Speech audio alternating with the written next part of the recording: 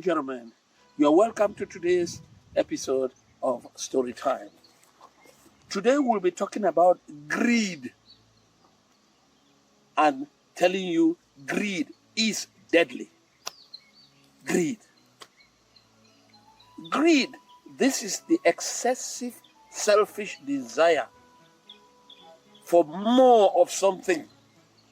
And that more of something could be wealth, could be power, could be material.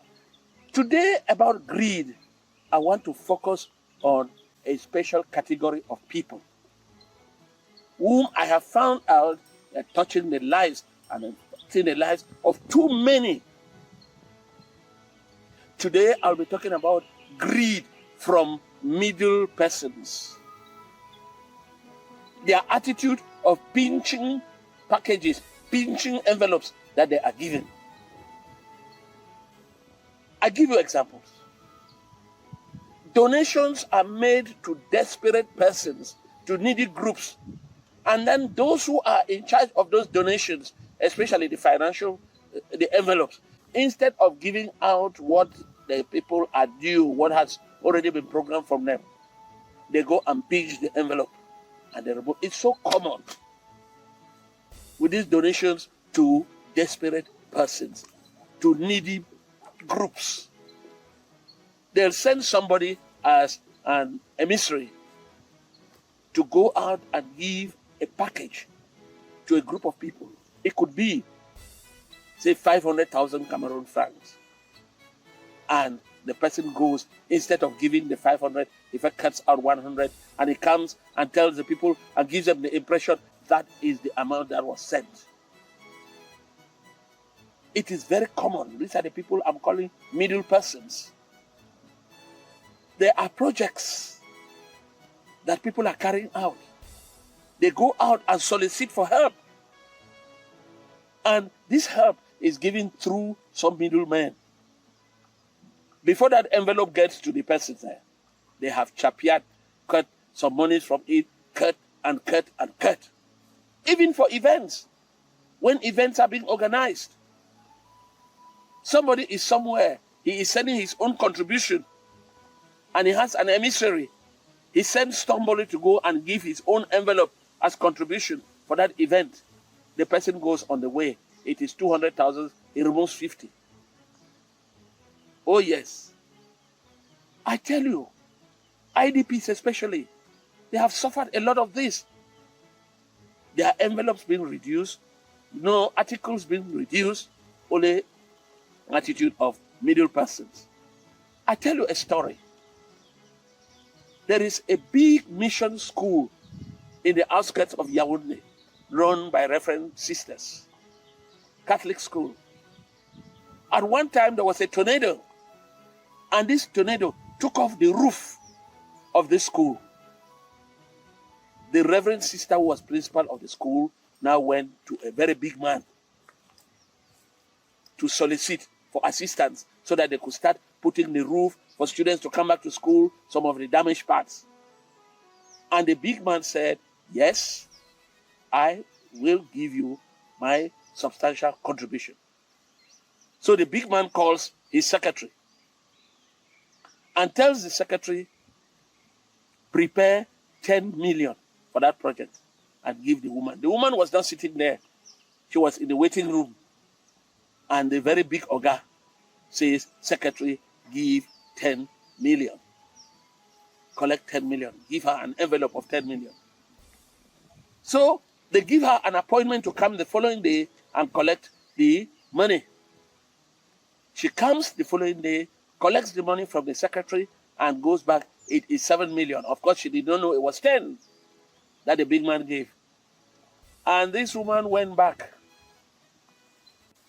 and wrote back to the big Oga, thanking the Oga.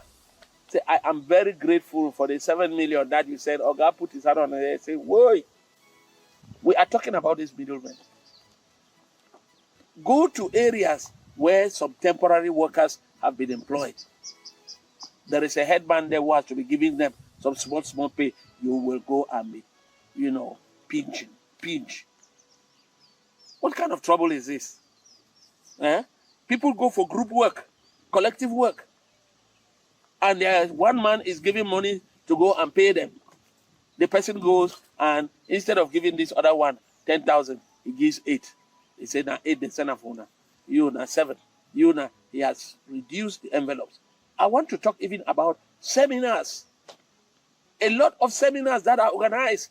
These seminar participants and resource persons who go there, the people who are sponsoring the seminars, they give a budget. But the people who are executing on the ground, sometimes they even ask the participant to sign. They cover even where the amount is. They say, just sign here. You sign. They give you 5,000. Just sign here. You sign. They give you 10,000. Meanwhile, if you were to push that hand or take off that paper, you see about 50 to 100,000 there. Look, take for example, people who are in some towns, they are traveling to the villages. Someone gives an envelope to give to the parents in the village. Before he gets to the village, he has moved his own part of it. What kind of trouble is this town? Where? Come on. Another group of people, when an artist is performing or a group of, and they are spraying people, woo, then when they are spraying, the man who is going around picking the money goes, forget. Woo. You can never get the amount that has been sprayed on that person. Even on stage, people come and spray. Then there is somebody by the side picking the money and putting it together. As he picks the money and goes together, he goes back quickly and makes sure that he has taken some part of it. How will you know? People do it even in church. In church, they go for offertory. People go for offertory, put money there. But by the time the boxes are moving from there to the sacristy or something, in between that period, money disappears. I tell you, wonderful. And these priests who are there, their eyes, they know there will be a mass. They see the quality of people, especially a Thanksgiving mass, a big family comes. They can, from their eyes, and they know what that basket will give. They come in the end, you come and be showing them some nonsense. This is what, no. They take those offertory boxes, and sometimes from those boxes, you see some person say, I will see they put 10,000 inside there. But when they're counting, the 10,000 is not there. The money has disappeared. Why? Even inside church. I'm telling you, you even look at some people, they have trust. They get friends who are executing projects for them. They send you money. Especially people who are overseas. They send you money. When you're going to buy building materials, if you buy the man 100 bags of cement, you buy your own 20. From the man money, where trouble though. If you buy 1 truckload of sand, you buy your own 10 kk of sand. Why? And they are there trusting you. Yes, you are carrying out the construction work, but then it is not as specified. Another one, people who are falling bush, people who are traveling bush, going to bush. When they are going, many families say, time me this small gari, time me this small egusi, take me this small thing. You reach, you get for patience here. You reach, you get for Thomas here. There are many people who are traveling bush like that. They carry cargo. They think they'll not get to destination. They will call, they say, Master, don't be custom, throw away all that thing. Don't be that food inspection people, they for Douala for Yaoundé, for airport. They move all the thing and throw away. Meanwhile, the kuta, they are in our house. Look, ladies and gentlemen, what I am out to tell you today is that you watch out. Because the real figures in all of these situations that I put, the real figures will always be known one day. It's a risk for you. So, ladies and gentlemen, especially this message to those who act as middle persons, be honest. Be honest, my dear. I want to tell you that the consequences of such attitude of greed, there are so many. There are so many. First of all, greed brings a lot of stress and anxiety. Because when you are greedy, there is a tendency of always rushing to get for more. There is constant striving for more. Constant. And if you don't get that more, while you are running, it is giving you stress. It is giving you anxiety. It brings you depression. Because when you are running after, greed is making you run after things, you start getting where you are failing and you start feeling some emptiness in you. Your health is even affected. Greed even brings on to strain relationships. Because when you are out there, greed is making you chase so many things at a time. Chase personal gains. You even neglect your family. Greed causes social inequality because the wealthy get wealthier and the poor, they get poorer. The wealthy, they are getting wealthy at the expense of the poor people. They grab and grab even the little that people have. Let me give you an example. In our country, like in some other African countries, you look at the big jobs, look at the professional exams, look at the big schools in Cameroon, you only get a particular group of people who are there. The competitive examinations, you get only a particular group of people.